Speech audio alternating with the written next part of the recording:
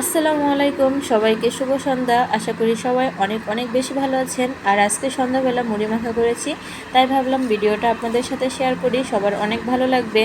এখানে পেঁয়াজ, কাঁচামরিচ, তারপর সরিষার তেল, সামান্য লবণ দিয়ে ভালো করে মাখিয়ে এখানে ছোলা রান্নাটা দিয়ে দিয়েছি। তারপর বেগুনি, আলুর চপ, পেঁয়াজু সব একে একে ভেঙে নিচ্ছি, কারণ এভাবে ছোটো ছোটো করে ভেঙে নিলে মুড়ি মাখাটা খেতে বেশি ভালো লাগে।